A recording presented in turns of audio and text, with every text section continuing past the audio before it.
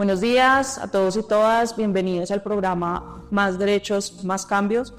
En esta oportunidad vamos a hacer un programa con 3 personas muy especiales para la Consejería Presidencial de los Derechos Humanos y Derecho Internacional Humanitario, en conmemoración al 30 de agosto, Día Internacional de las Víctimas de Desaparición Forzada.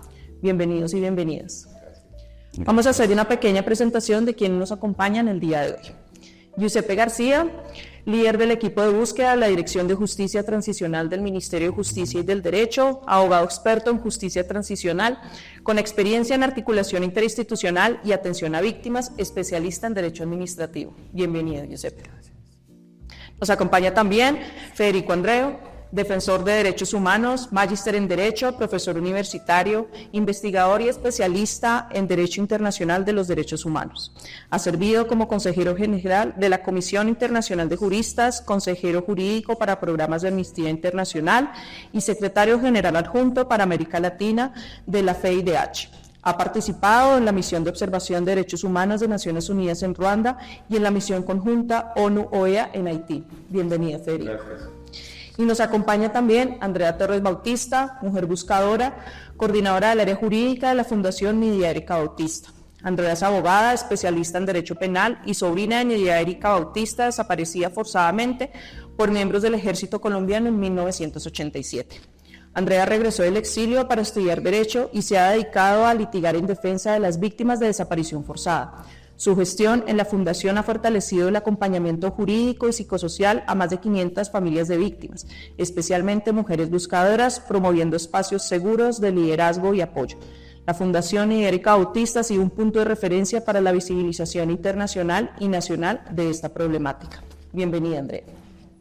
Gracias. Bueno, les invito entonces a este conversatorio. La idea es que podamos contarle a la audiencia que nos va a acompañar qué es la desaparición forzada, cuál es el rol que juegan las familias, las mujeres buscadoras en Colombia sobre la desaparición forzada, pero sobre todo qué podemos hacer como sociedad para acompañar a las familias, pero también para rechazar este crimen tan atroz.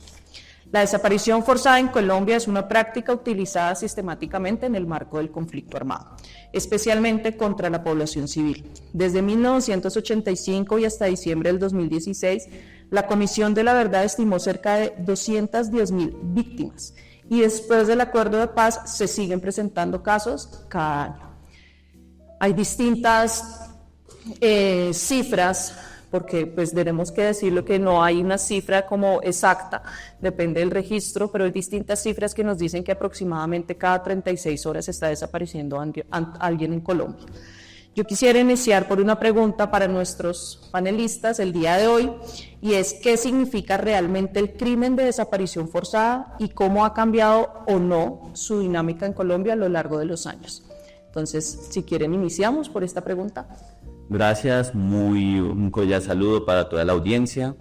En primer lugar, es un honor estar aquí acompañando este espacio y hablar de un asunto tan importante como es la visibilización del delito de la desaparición forzada. Un delito que no solamente afecta a la víctima que recibe o sobre la cual se perpetra la comisión de este siniestro, sino que también afecta a las familias, quienes tienen que cambiar todo su proyecto de vida para empezar las labores de búsqueda. Y algo que es clave que empecemos a partir de que la mayor cantidad de personas que buscan son mujeres, y sobre ellas se ha unido también una desigualdad sistemática en cuanto a la forma en la que los derechos a las mujeres buscadoras se limitan o se privan o pueden sufrir incluso otros hechos victimizantes. Ahora bien, volviendo frente a qué puede constituir la desaparición forzada y cómo se ha desarrollado a lo largo de los tiempos, es importante manifestar que existen diferentes clases de desaparición. Entonces, una desaparición no necesariamente puede constituir un delito, dado que puede ser dado que una persona se perdió o que en diferentes contextos no se puede tener un conocimiento del suerte o paradero de esta persona. Sin embargo, no necesariamente fue en la contemplación de un delito. Pero la desaparición forzada tiene un elemento clave, y es que existe la voluntariedad de que esta persona sea sustraída del ordenamiento jurídico y por ende se oculta el paradero, lo que ocurrió con ella, y toda información tendiente a ella puede incluso limitarse o generar cercos que impiden que las familias o las autoridades puedan hacer una investigación seria y que pueda identificar cuál es la suerte o el paradero de la víctima. Entonces es muy clave que podamos tener en cuenta que existe esta diferencia y que la desaparición forzada a nivel internacional, que esto también es muy importante, se entiende cuando son agentes del Estado los que cometen este delito. Y bueno, ya en el ordenamiento jurídico colombiano, por un desarrollo jurisprudencial, se tiene un conocimiento o un entendimiento un poco más amplio de cómo se puede abordar este delito para su tipificación. Esto dentro de un enmarque inicial de que vayamos acercándonos a esta conversación y este diálogo. Gracias. Muchísimas gracias. Es importante aclarar, de acuerdo a lo que tú estás diciendo, que entonces las familias no deberían esperar las 72 horas que dicen para buscar a su ser querido desaparecido. Claro que sí. Entonces, es importante tener en cuenta que Colombia ha desarrollado diferentes instrumentos normativos. Esto que a que hacer referencia es el mecanismo de búsqueda urgente. El mecanismo de búsqueda urgente permite que en el minuto uno, en el que uno con una persona puede conocer que alguien está desaparecido, quien desconoce el lugar, el modo, la ocurrencia, puede activar la solicitud de búsqueda. Y no es necesario que ante ninguna autoridad que se espere ningún tiempo. Entonces, esto de las 36 o 72 horas fueron mitos constituidos a través seguidamente de películas de Hollywood o del día a día de lo que ha sucedido en las entidades, también en muchos casos en el pasado, tal vez para desvirtuar o estigmatizar a quien presentaba la denuncia, porque en algunas oportunidades a quien se buscaba pues le salían con respuestas, pues no en los términos, no, seguramente está de fiesta o quién sabe en cualquier otro tipo de actividades. Por lo que sí es clave esto que mencionas, Liliana, frente a que ante el conocimiento de una posible desaparición es importante que la activación se haga desde el minuto 1.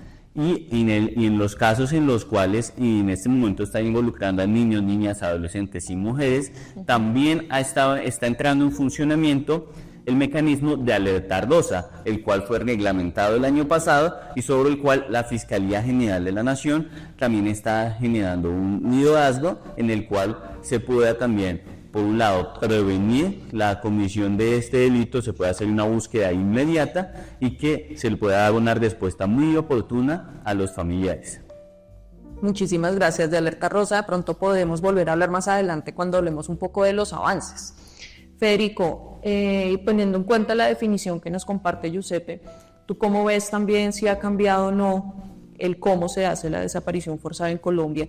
Y teniendo en cuenta la experiencia que tú tienes también en casos internacionales, si ves alguna diferencia entre lo que pasa acá en el país y en lo que pasa afuera.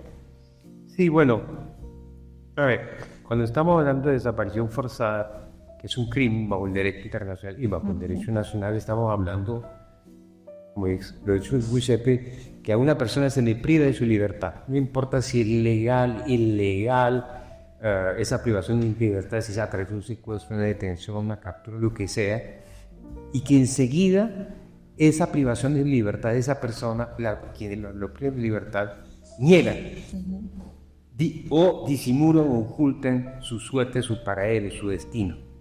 Y entonces esa persona queda sustraída totalmente del ámbito de la protección de la ley, queda sustraída del mundo real en cierta forma. Poesía Julio Cortázar, el primer foro internacional en 1981, donde se lanzó la primera iniciativa para un tratado internacional de forzada, está en el limbo, no está ni en el infierno ni en el paraíso, nadie salir. Y esto obviamente genera profundas angustias a la persona desaparecida, porque está a merced total, en total situación de indefensión frente a sus victimarios, pero también profundas y permanentes angustias a los familiares por no saber la suerte. ¿Dónde está? ¿Qué pasa con mi familia? A lo largo del conflicto armado en Colombia hemos tenido muchas modalidades de desaparición forzadas que se combinan y siguen persistiendo. Una de las primeras fue la desaparición forzada como una técnica de lucha contra el insurgente del ejército, ¿sí? Donde en regiones de teatros de operaciones del ejército, en su confrontación con grupos armados, las guerrillas, se capturaban campesinos y campesinas para que les sirvieran de guías. Y esa gente desaparecía, nunca más volvía. ¿Sí? También, y esa sí que sigue siendo una práctica. Otra práctica que ha sido muy en particular en Bogotá, pero en otras ciudades, fue la de desaparecer personas que eran considerados opositores políticos, líderes sindicales, miembros de organizaciones guerrilleras, miembros de organizaciones comunitarias, ¿sí? Y se desaparecía en lo que era la doctrina del enemigo interno. Eran considerados enemigos internos, había que eliminarlos, pero el costo político de asesinarlos no va a ser en la calle era demasiado fuerte y se les desaparecía. Y tenemos un número altísimo en caso, y tú citabas desde de Erika Bautista, ¿sí? Es ese, por ejemplo. Es un típico caso de esa metodología del crimen, digámoslo así, ¿sabes?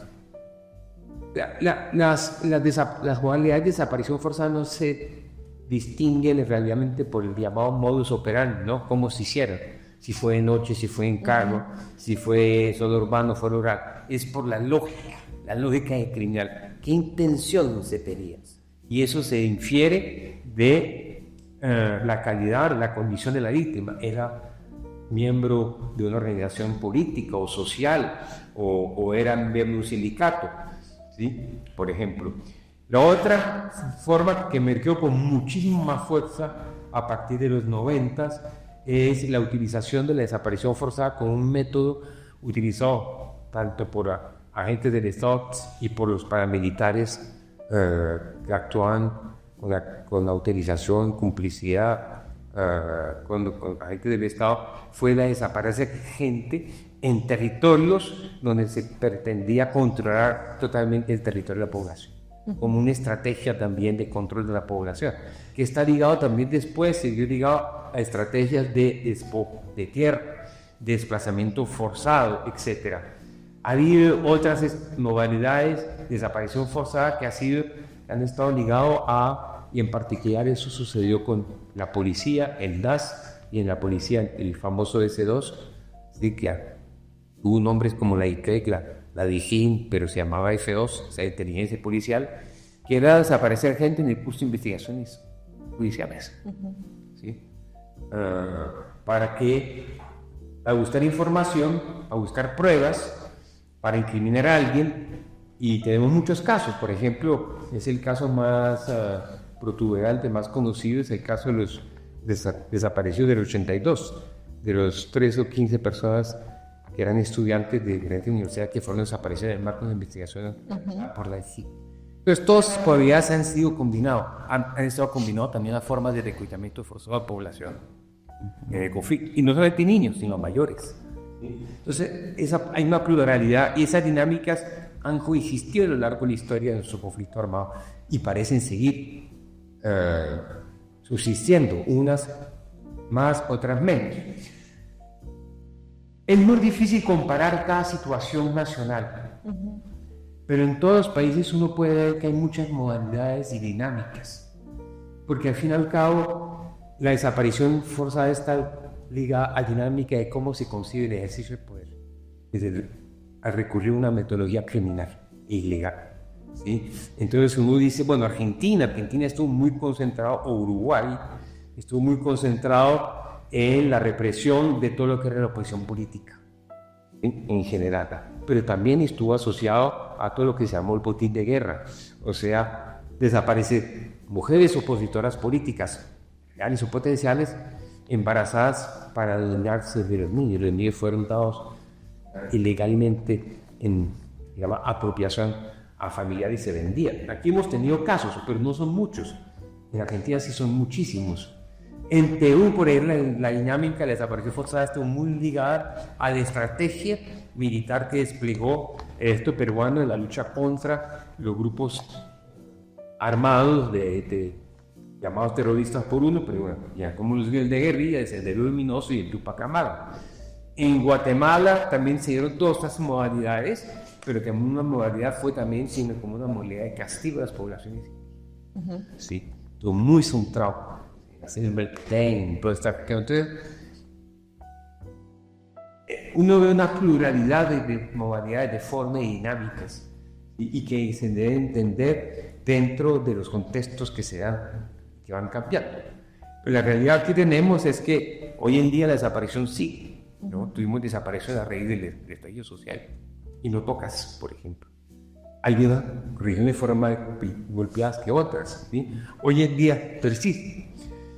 Ahora, hoy en día, bajo el derecho internacional, sobre todo por la Convención Internacional sobre la protección de todas las personas contra la desaparición forzada, como nuestro tipo penal en Colombia, la desaparición forzada no solamente la cometida por agentes del Estado o grupos paramilitares que trabajan en complicidad o con la tolerancia o la utilización de esto, también puede ser cometido por grupos armados ilegales. Eso es un hecho. Es una realidad jurídica y es una realidad de los hechos, fáctica, ¿no es cierto? Y claro, pero hay un régimen de responsabilidad del Estado muy distinto cuando son cometidos por agentes del Estado o grupos que operan con la autoridad del Estado que cuando son grupos que no tienen ninguna relación con el Estado. De todos modos, la desaparición sigue siendo en ambos casos un horrendo crimen, ¿sí? Y los más graves crímenes y se tiene derecho internacional y derecho nacional. De acuerdo contigo. Me acuerdas de varios estudios que han hecho en México, en Ciudad de Juárez, en donde por el poder y para mantener esa impunidad siguen desapareciendo mujeres, ya no solamente porque tienen pues algunas de estas características que tú decías, sino para recordarles a las instituciones que están ahí para desaparecer. Y en ese sentido yo quisiera preguntarte, Andrea, y especialmente porque la Fundación tiene varios estudios sobre mujeres desaparecidas, si tú ves alguna diferencia entre la desaparición de hombres y la desaparición de mujeres. Bueno, sí, muchas gracias, Liliana. Bueno, sí, yo para responder a tu pregunta y a lo que decías al principio, que es una pregunta muy difícil de qué significa la desaparición forzada en Colombia, porque adicional a lo que dice Federico, de ser un crimen horrendo y atroz, pues en Colombia ha afectado a todo tipo de población de distintas maneras, ¿no?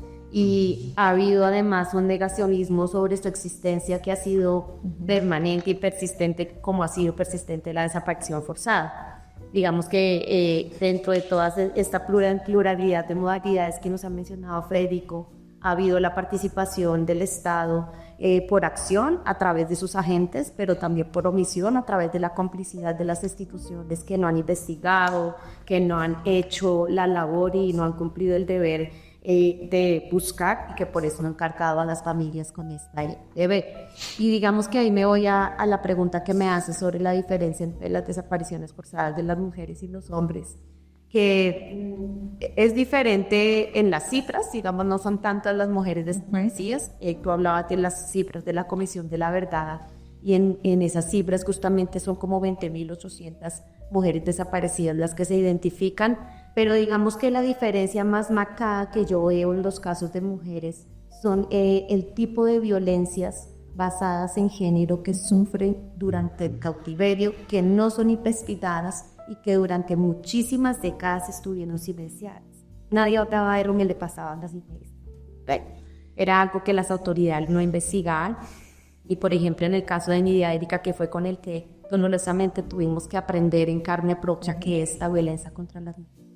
En el marco de la desaparición forzada, pues encontramos inicialmente, por ejemplo, que ella había sido desnudada forzadamente. Y desde ahí ha sido décadas de construir ese rompecabezas de la verdad y saber ahora que Nidia Erika no solamente fue desnudada, sino que fue violentada sexualmente. Fue una modalidad de tortura a la que la sometieron hasta causarle la muerte, hasta que no aguantara más. Dentro de la tortura, las prácticas estaban enfocadas en la violencia sexual. Entonces, digamos que esa parte también de esa forma diferenciada de tratar a las mujeres, hace parte también de esa pluralidad de modalidades y que, pues digamos, nos muestra esa violencia tan exacerbada hacia ellas, ¿no? En el caso de Nidia Erika y en los otros casos, según las investigaciones que hemos hecho, la violencia sexual, las violencias basadas en género, y nunca fueron universidades. En el caso, por ejemplo, de la inteligencia militar, esta era una modalidad, torturar a las mujeres, violentándolas sexualmente hasta que murieran, hasta que no aguantaran más. Nadie habló de eso durante muchísimos años. Recientemente, con verdades se están saliendo a la luz en la Jurisdicción Especial para la Paz, pero que las familias sí sabíamos. Por ejemplo, en el caso de Nidia Erika, no era normal que el día de la enfermera comunión ella apareciera sin ropa inferior. Eso no era para nada. Entonces, digamos que hemos venido también luchando por visibilizar que esa forma diferenciada de violencia contra las mujeres hay que hablarla, hay que denunciarla, hay que investigarla y hay que sancionarla. Y que esa parte de violencias basadas en género que sufre también configuran o concretan crímenes de lesa humanidad y también nos permiten caracterizar tipos de violencias contra esos grupos específicos que son las mujeres de los que nadie ha hablado. Entonces, digamos, dentro de todas estas modalidades, identificar qué hacen las mujeres, los agentes estatales, pero también los paramilitares tenían prácticas como el empalamiento, pero también, digamos, los grupos recientes de reclutadores tienen un tipo de instrumentalización de las niñas, las jovencitas, de una forma distinta cuando les desaparecen.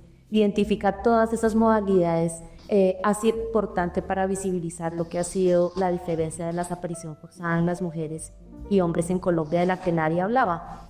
Y creo que pues permite de alguna manera también exigir al Estado, porque por ejemplo actualmente nosotros tenemos casos que en los que encontramos a las jovencitas desaparecidas y medicina legal no hace absolutamente ninguna investigación para identificar las violencias basadas en género. La chica aparece sin cabello, apuñalada en sus senos, en sus nalgas, y medicina legal sencillamente dice que fue un homicidio.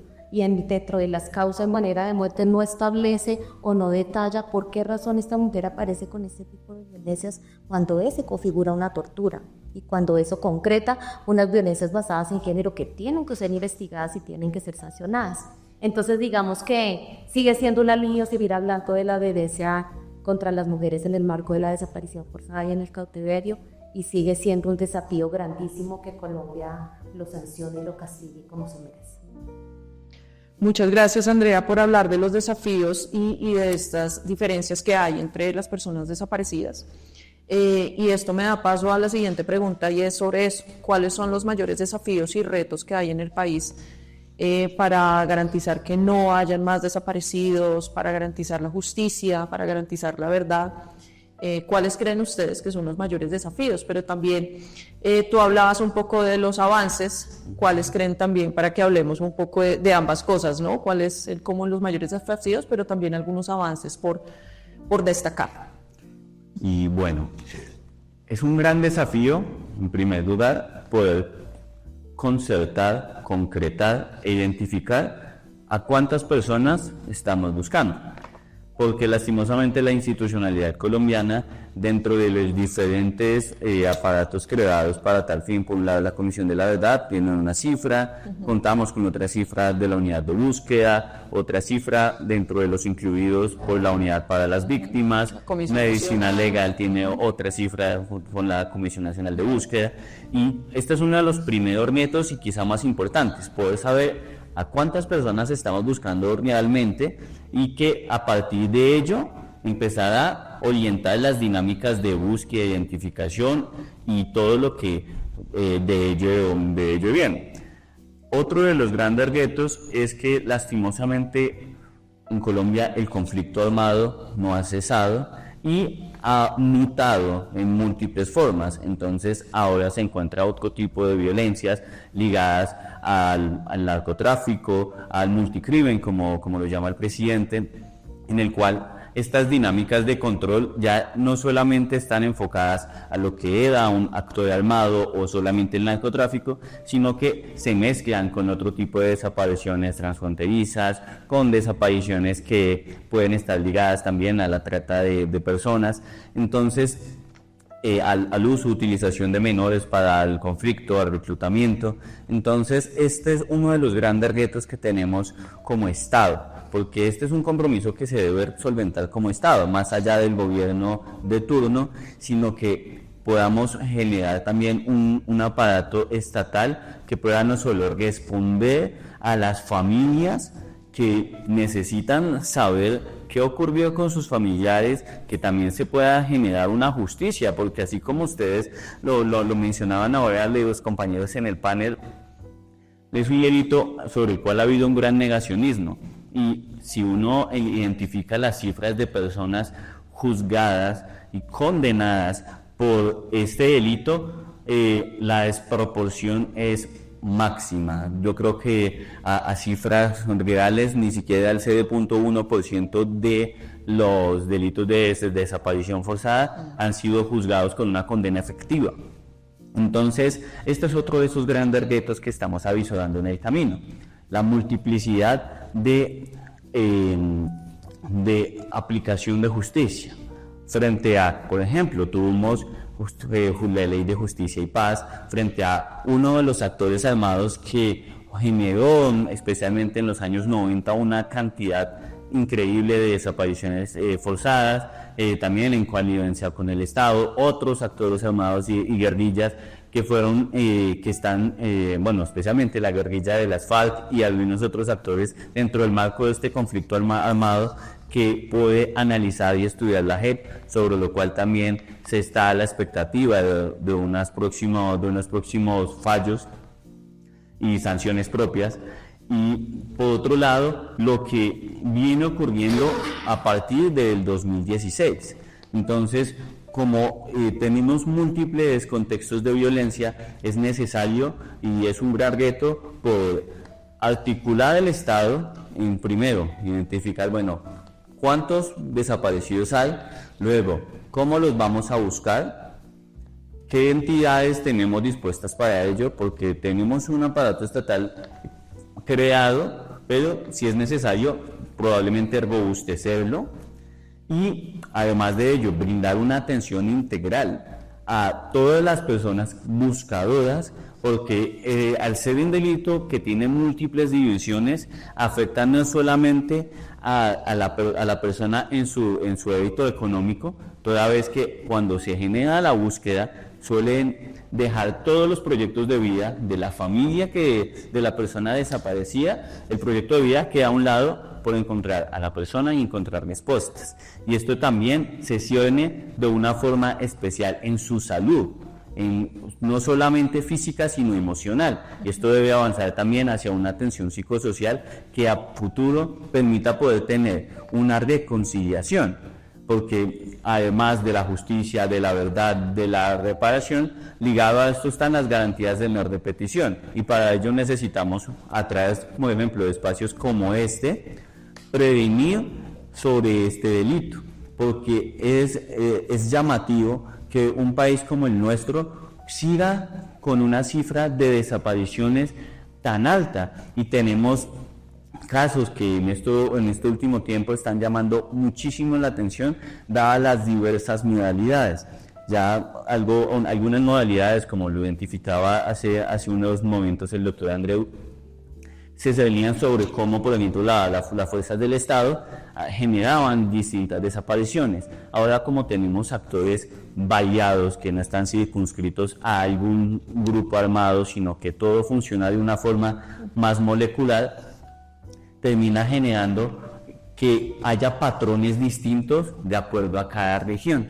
Y esto, y haciendo eco también de lo que mencionaba Andrea, otro de los puntos que es uno de los grandes retos es, desde el 2016, el porcentaje de desapariciones en mujeres ha aumentado, porque en el pasado sí, los hombres, dado que hacían parte de este conflicto y las confrontaciones y la violencia sociopolítica, estaban dentro de una cifra muy alta, pero ahora este delito, con toda esta magnitud que también va ligado a otros elementos de tortura y de maltrato, pues generan una alta preocupación.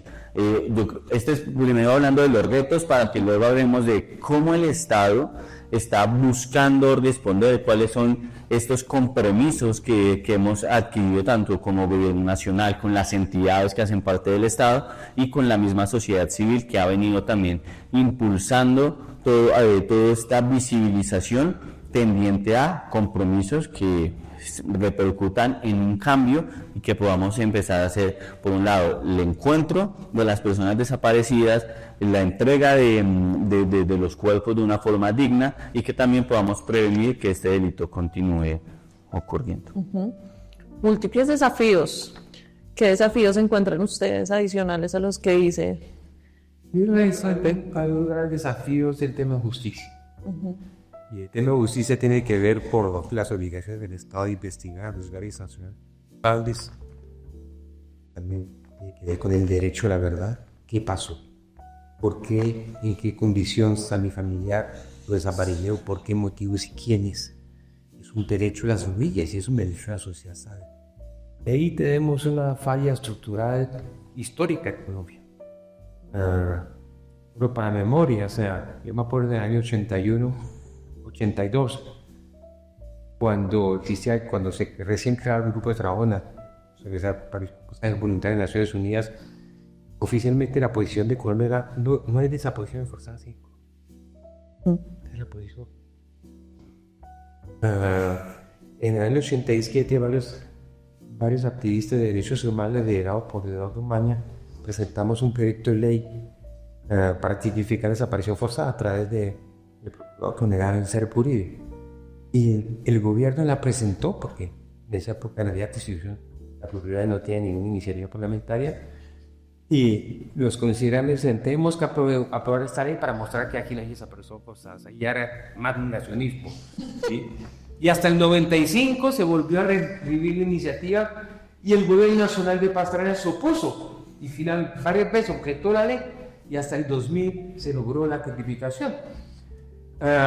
Y si tú miras en materia de justicia, no hay una política de investigación criminal del Estado. Hay cositas que ha hecho Justicia y Paz. Ahí la JEP a poco está investigando mucho desaparición forzada. La JEP no investiga. Es lo que hay que decir de verdad. La JEP lo que hace es, al que se someta a la JEP le dice cuál es su data y la contrasta con la verdad. Existen expedientes judiciales. Si no hay expedientes judiciales, pues nada hay que hacer. No hay un macrocaso de desaparición forzada. Los casos de desaparición forzada se dan a carácter de macrocasos o de regiones, o macrocasos o vehículos de las fuerzas militares con grupos paramilitares, o en el caso de los falsos positivos. Casi todos los falsos positivos, antes de ser ejecutados, han desaparecido. No existe la política. Entonces aquí ha habido un momento de la historia de Colombia, se creó una unidad especial de la Fiscalía General de la Nación sobre desaparición forzada y desplazamiento forzado. Lo único que los une es la palabra forzada. ¿Sí? La de inicial. Pero el resto, y nunca hubo una metodología. Entonces, no hay por parte del Estado, por parte de la Fiscalía, que teóricamente, si se aplique la ley como debe ser, es la única competente para conocer de los casos de desaparición forzada, salvo las excepciones que vayan los casos a la JEP. ¿Sí? No hay una política de investigación criminal. Investigar desaparición forzada es delitos de las formas más complejas delictivas que hay, ¿sí? Porque no es un delito instantáneo, no es que yo voy y mato a una persona y ya murió. Hay todo un proceso, y entre más complejos son las modalidades, por ejemplo, cuando interviene la inteligencia,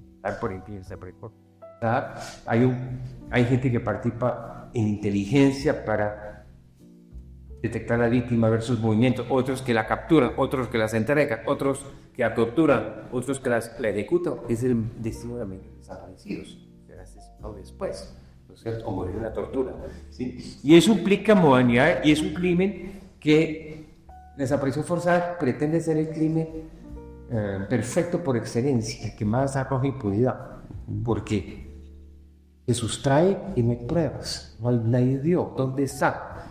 Investigar este tipo de crímenes implica unas metodologías investigativas y probatorias muy particulares, y no hay política criminal, nunca la ha habido, ¿no es cierto? Ahora estamos esperando que la Corte Interamericana de Derechos Humanos, el caso Doña Fabiola Dalite, madre del desaparecido Luis Fernando Galindo del 34, se pronuncie en su sentencia, y uno de los temas justamente ese pronuncio ordenándole al gobierno colombiano a adoptar una política criminal de investigación criminal de desaparición forzada. Entonces, eso es uno de los grandes desafíos que hay, ¿no es cierto? Pues si avanzando un poco los avances, sí. Se creó en su momento la Comisión Nacional de Búsqueda, que no es una institución, que es un espacio de coordinación de diferentes actores estatales más los representantes de sociedad civil. Ahora después se creó la unidad de búsqueda. La unidad de búsqueda busca solamente los desaparecidos del conflicto armado Siempre. cometidos entre el 58 y el 30 de noviembre del 2016. ¿Sí? Los desaparecidos después no los domestica, no los busca. ¿Sí? Y los de antes sí están con el conflicto armado. Yo conozco el caso de una niña que fue desaparecida porque le contestó a un policía que nunca le pagaba su cerveza. Le tomó un cuartel de policía y como un armullo a eso. Eso sucedió hace ya más de 20 años. Y está desaparecida la persona. Decir que eso es una desaparición forzada. ¿Del conflicto armado? No creo, pero es desaparición. Es como buscar. Entonces, hay muchos mecanismos, pero muchas veces no ve que sean efectivos en la práctica. Ahí hay un gran problema. Creo que hay un avance que es por la ley del Plan Nacional de Desarrollo, que estableció y ordenó la creación de un sistema nacional de búsqueda, mirándose a futuro, ¿no? Y al pasado, no limitado al conflicto de los acuerdos de paz de la FARC, sino todo lo que siga fue el conflicto armado, y sienta la base, que es un sistema que está en proceso de construcción. Es un proceso que está en construcción. Falta de herramientas no ha habido. Por ejemplo, los personeros municipales del año 99 tienen función de defensa de los derechos humanos y deben pedir información y que tienen capacidad de hacer inspecciones en lugares en bases militares o estaciones de policía cuando hay información de que una persona ha sido detenida. Pero los pocos profesionales que se atreven a utilizar esa facultad de correo o asesinados o desaparecidos o le tocó irse al exilio o al desplazamiento forzado. Entonces también pone presente uno de los grandes desafíos que tiene. Es la falta de una conciencia dentro de los funcionarios del Estado y en particular aquellos de las entidades concernidas con la lucha contra la desaparición forzada, ya sea en temas de justicia, ya sea el tema de búsqueda, ya sea el tema de apoyo a las familias, etcétera, etcétera, en que se banalizó la desaparición forzada, se vio como un elemento más del conflicto y no como una situación de suma gravedad. ¿Sí? Muchas veces, no y a veces, desaparecieron por algo estrella, ¿no? Eso es terrible, sí. Y creo que hay un tema uno de los desafíos, cómo un Estado promueve la creación, la promoción, una cultura de respeto de los derechos humanos en todo su estamento estatal, ¿sí? Y de comprensión de un fenómeno de desaparición forzada, de rechazos de la desaparición forzada y de sentir que tienen el deber de luchar, de oponerse a eso, de prevenir. ¿Cuántas alertas tempranas de la Defensoría del Pueblo diciendo a quien en una situación de riesgo frente a tal comunidad, tal región, tal municipio, tal vereda, es posible que vaya a haber desapariciones, además de ejecuciones, masacres, y las entidades a las cuales se les manda la alerta temprana no reaccionan? Que no hay una aceptación.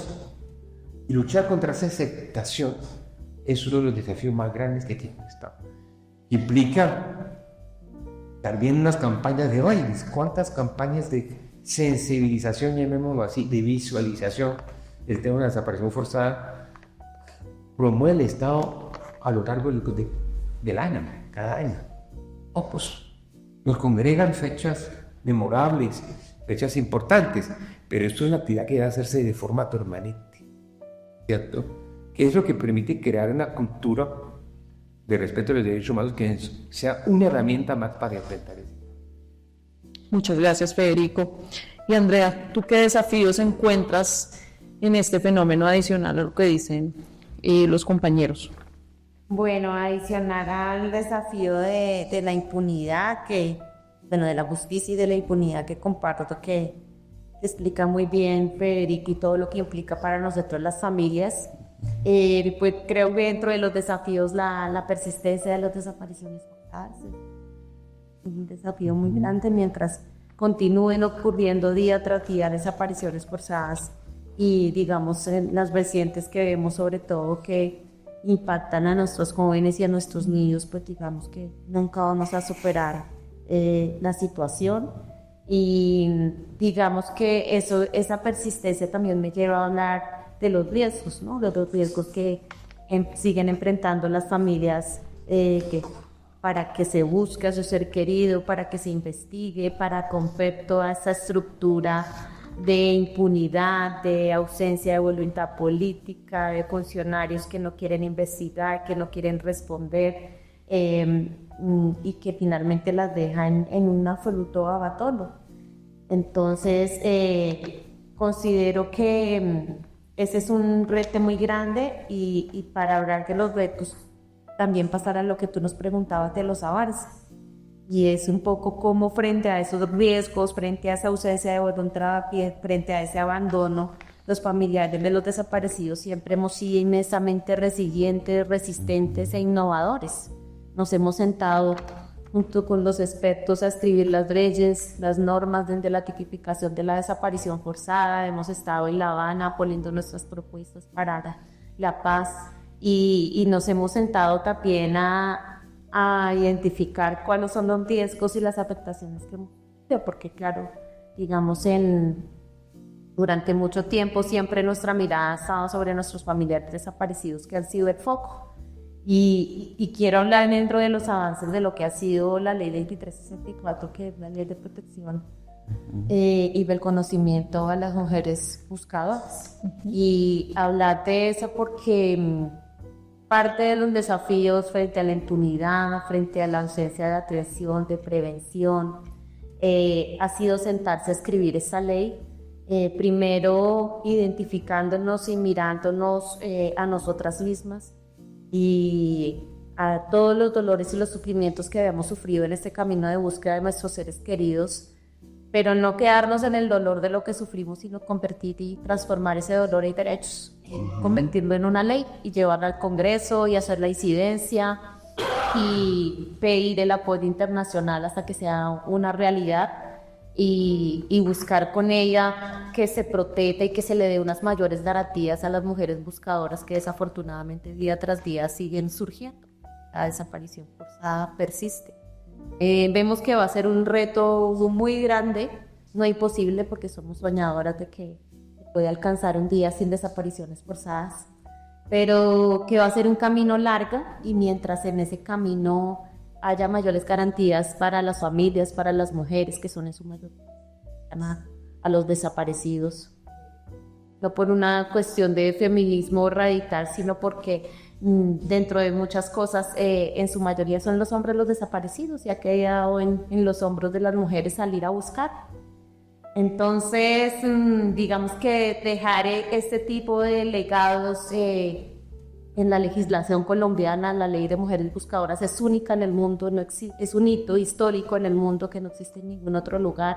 Digamos que ya estamos haciendo ejercicios también con otros países para que haya una ley de mujeres buscadoras en todo el mundo y se pueda dar esa garantía a los familiares de continuar haciendo la labor que le corresponde al Estado, porque los familiares nos convertimos en investigadores, en abogados, en forenses, en psicólogos, porque nos cuidamos los unos a los otros, en médicos, porque nos curamos los dolores físicos y nos acompañamos en el hospital cuando nadie, ni siquiera el Estado nos ofrece atención en salud. Entonces todo eso merecía un reconocimiento y merecía estar recogido y consagrado en una ley y creo que pues esta ley sí se cumple, porque ahora el desafío también es ese, digamos que la impunidad en Colombia es muy sofisticada porque tiene muchísimas leyes, pero el problema es el cumplimiento y la materialización de las mismas. Entonces, si logramos que la ley se cumpla, estamos trabajando con el Ministerio de Justicia, con distintas instituciones para que sea una realidad, pues vamos a tener mayores herramientas para luchar contra el flagelo de la desaparición forzada. Bien, yo noté varios desafíos, varios retos, varios avances también que ustedes citaron, y en medio de todo este contexto, de todos estos desafíos, que además como hacen que sea un círculo vicioso, ¿no? Entonces desaparecen a la persona, la van a buscar, está en riesgo las mujeres o los familiares que la buscan, incluso los abogados que acompañan a las familias están en riesgo, los asesinan y vuelve entonces a hacer la desaparición. Parece que no termina. En medio de este contexto, tú tocas un tema muy importante, Andrea, y es el rol de las mujeres y el rol de las familias. Yo quisiera que ustedes me contaran cómo ustedes ven ese rol acá en Colombia. Ya me han dado varias ideas, ¿cierto?, de la fuerza de convertir ese dolor en dignidad, en resiliencia, en innovación. Pero yo quisiera también escucharlos a ustedes, cómo ven ese rol, cuál es el rol, qué papel juegan las familias. Y un poco también porque seguramente nos van a escuchar y nos están escuchando en este programa. Entonces ahora invirtamos, si quieren, el orden. Y empecemos por Federico. Yo creo que ya lo he dicho antes, todo lo que se ha conseguido en el país de lucha contra la desaparición ha sido el trabajo de los familiares. Y ha sido siempre por las personas que expuso Andrea, o sea, han sido las mujeres realmente. También hay un hombre, pero así como hay más hombres desaparecidos que mujeres, hay más mujeres buscadoras que hombres, ¿sí? Hay una relación ahí normal. Pero aquí las actualizaciones de familiares lideradas por mujeres empezó muy tempranamente, año 82, 83. Y el que era cuando nació Asfaz, y eran básicamente mujeres, había muy pocos hombres. Toda la lucha por lograr la tipificación del delito fue un trabajo de actualizaciones familiares. Obviamente la ley de protección de mujeres buscadoras, pero ahora que me acuerdo, el proyecto de ley que ustedes promovieron de ausencia por desaparición forzada, ¿sí? La misma creación de la Unidad Nacional de la Unidad de Búsqueda de Desaparecidos es la propuesta que viene, que fue hecho por las organizaciones de familiares cuando estaban negociando de acuerdo el gobierno y la FARC. Quienes mueven los procesos penales en realidad en la civilización son los familiares. Es muy raro encontrar un fiscal o una fiscala que diga voy a investigar y tal. O sea, si no están los familiares detrás de eso, generalmente a través de partes representadas con un abogado como parte civil o como fuese, no. La justicia no se mueve, ¿sí? No se mueva, ¿sí? Yo siempre contaba que es cierto. O sea, si uno mira la enorme cifra de desaparecidos forzados, porque en Colombia hizo fácilmente más de 200,000. No, las condenas no llegan a 300. O sea, ni siquiera es menos del 1%, es el 0,1%. ¿Sí? Hay cosas importantes. Por ejemplo, una cosa muy importante es hay que mandarle un mensaje a quienes están, a los agentes del Estado, que han estado implicados en desaparición forzada, de que el crimen no paga. No solamente en materia de justicia, que es nacional, sino que no tienen por qué recibir honores. Y creo, por ejemplo, una iniciativa muy buena de familiares de desaparecidos, asesinados, como fue en este gobierno que se le quitaran las condecoraciones al general Arias Cabrales. Por los desaparecidos, los decretados asesinados ante la toma justicia o la retoma. Creo que todo esto muestra un rol impresionante y quienes han sensibilizado a la sociedad han sido fundamentales. El motor de toda esta lucha, de todos estos avances, son los familiares encabezados por las mujeres. Eso es una constante histórica de nuestra realidad, pero es la constante histórica en todas partes. Giuseppe, ¿tú cómo ves el rol de los familiares, de las mujeres? Bueno, han utilizado adjetivos que me parece que van muy al lugar y voy a utilizar uno diferente, que es el de tenacidad. Visto desde esta capacidad, desde esta fuerza, a pesar de todas las barreras y las dificultades. Y esta tenacidad, esta insistencia, esta persistencia para no dejar que se cierre un capítulo y que simplemente quede en el olvido o en el archivo, que quizá ese siempre ha sido el objetivo de los perpetradores de las desapariciones, además de algún tipo de control, que ese delito pues nunca salga a la luz sobre qué sucedió. Y esto ha sido clave, porque pues van más de 47 años quizá en donde la desaparición en Colombia se empezó a volver una dinámica estatal, incluso por un lado, y por el otro lado también con la participación del conflicto armado, y esto pues ha llevado a que esta búsqueda, esta lucha de alguna manera también ha terminado siendo heredada. Y no en un sentido negativo, sino que por el contrario es necesario que haya verdad y haya justicia, porque sin estos dos componentes no puede haber reconciliación, y sin una reconciliación, pues que vuelva a ocurrir este delito que siga pasando, pues no va a dejar de ser una quimera. Y esto es clave y es muy importante porque en palabras, en términos de la Comisión Interamericana de Derechos Humanos, este delito se constituye en una tortura continuada para los familiares. Entonces, estas mujeres, estos buscadores, estas personas que con esta tenacidad no solamente tienen que ejercer unas labores de búsqueda de verdad y de justicia, también sobre sus cuerpos, sobre su vida, están sufriendo una tortura continuada. Tortura quizá que, como decía el llamado hace un momento el doctor Andreu, quizá esa misma paz y esa misma calma no la encuentren los perpetradores hasta el momento de contar la verdad de los hechos, y es allí donde se hacen normalmente estos llamados de romper estos pactos del silencio, entre los cuales pues el crimen de alguna u otra manera no paga, y que también se están generando todas estas nuevas herramientas y judiciales para que se pueda llegar a la dilucidación de lo que pasó realmente con estas personas. Muchas gracias. Andrea, si quieres complementar algo más sobre todo ese rol de ustedes.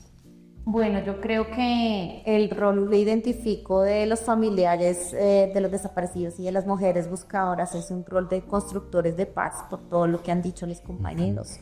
Por ser los investigadores, por ser los motores de la búsqueda, por ser los que se sientan a escribir las leyes, muchos de estos siempre analfabetas, por ser quienes salen a la calle con la foto a exigir justicia, buen nombre, a hacer memoria, a no permitir que la sociedad los olvide. Entonces creo que tienen ese rol de constructores de paz, pero además creo que tienen el rol también de productores de conocimiento, porque, digamos, han sido profundamente serios en construir lo que existe de política pública en Colombia para enfrentar la impunidad, para enfrentar la indolencia del Estado, para enfrentar la falta de voluntad. Entonces, son absolutamente necesarios para seguir en esta lucha.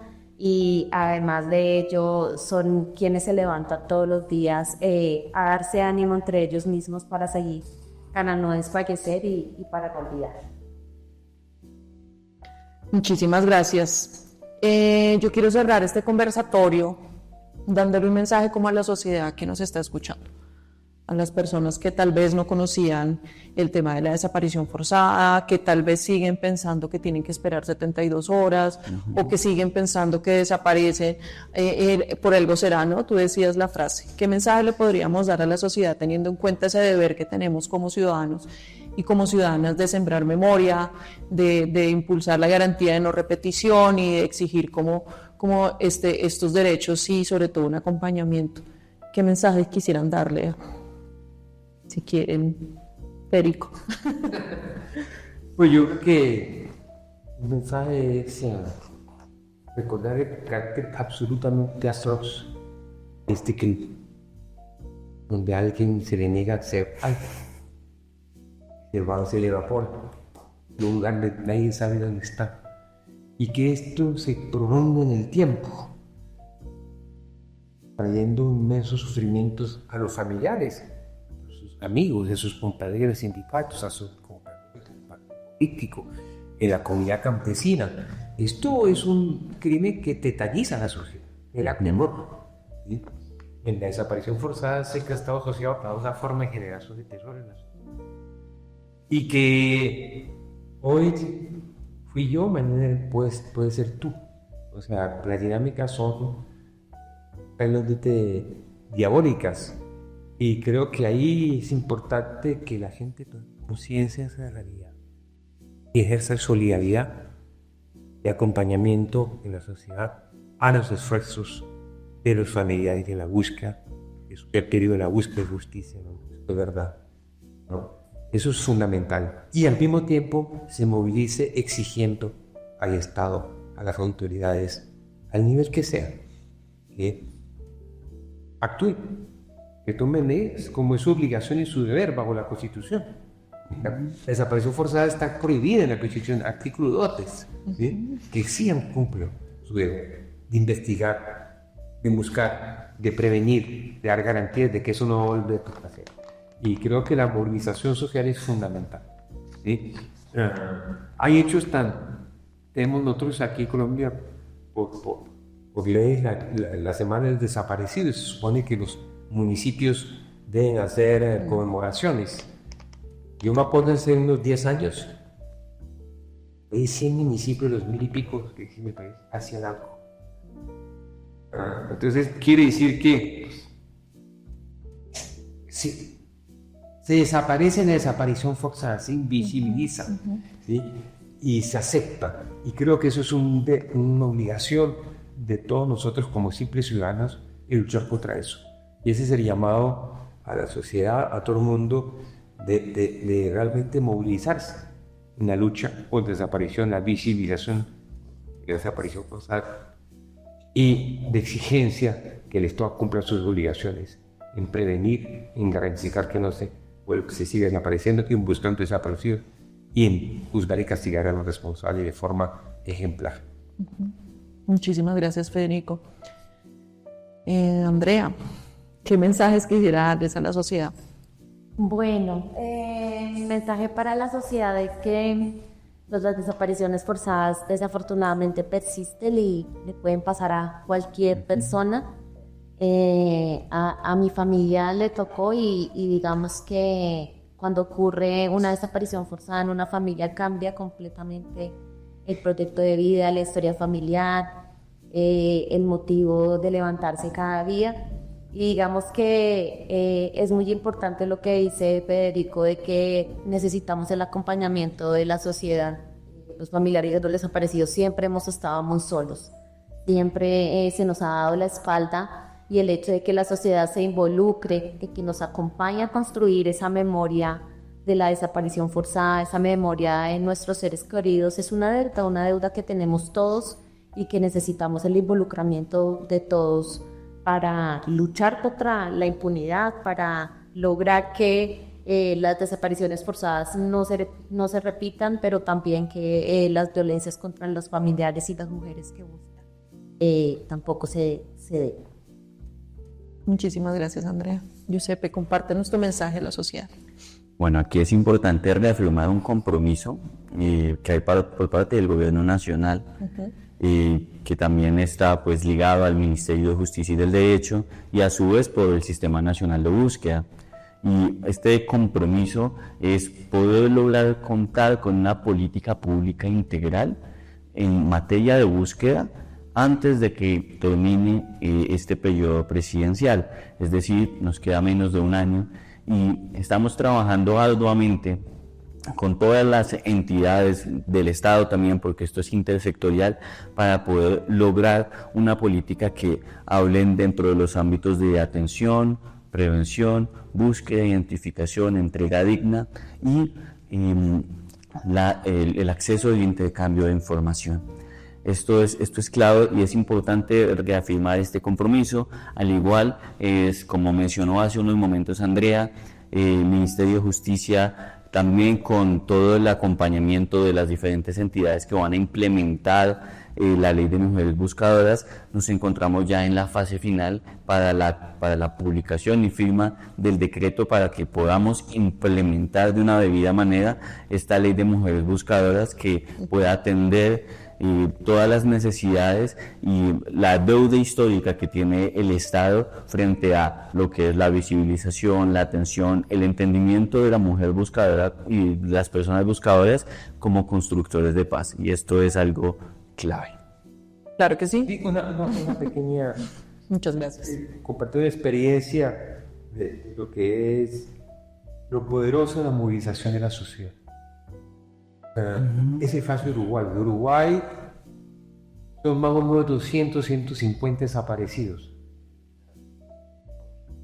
Cometidos entre el 76 y el 82, la época de la dictadura. Todos los 20 de mayo, salen en Montevideo, la capital de Uruguay, de una población de 1,5 millones, salen 500.000 personas a la calle. Se llama la Marcha del Silencio. Con un letrero, acaban con una foto de los desaparecidos de donde están. Y es un fenómeno de movilización social impresionante. ¿Sí? Porque fíjense, han pasado 40 y pico años desde el menú del régimen militar. Y la sociedad se sigue movilizando, exigiendo cosas, exigiendo verdad, y exigiendo que se encuentren los desaparecidos. Y eso ha motivado que en Uruguay hay una institución, la Defensoría del Pueblo del Uruguay, que tuvo mi país,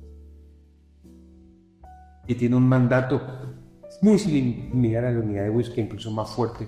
La unidad de búsqueda tiene una capacidad de trabajo, ¿sí? Y se sienta respaldada, y las asociaciones de familiares desde el niño desaparecido de Uruguay esté respaldada por la sociedad, no solamente por los movimientos sociales o políticos o sindicales, sino que hay un clamor dentro de la sociedad. Tenemos que establecer dónde están, porque al fin y al cabo es que no puede haber democracia, no puede haber libertades mientras haya desapariciones y mientras no aparezcan desapariciones. Muchísimas gracias. Bueno, hablamos en Más Derechos, Más Cambios de la Consejería Presidencial para los Derechos Humanos y Derecho Internacional Humanitario de la Desaparición Forzada. Creo que fue maravilloso escucharles de nuevo. Cada uno de los temas van a estar presentes acá en el programa para que los sigamos multiplicando y los sigamos replicando y podamos tener, ¿por qué no este 30 de agosto, una marcha por el silencio colombiana y poder salir toda la sociedad a acompañar sobre todo a los familiares y a las mujeres buscadoras? Yo quiero agradecerles hoy su participación. Vamos a cerrar entonces el programa con una palabra, una primera que se les venga de todo lo que hablamos hoy, que quisieran como cerrar así con broche de oro este programa. Una palabra, ¿qué se te ocurre? Una. Bueno, dos. Yo diría esperanza y solidaridad. Muy bien. Yo diría resistencia y amor. Muchas gracias. No más silencio. Muy bien, muchísimas gracias. Entonces eso ha sido todo por hoy.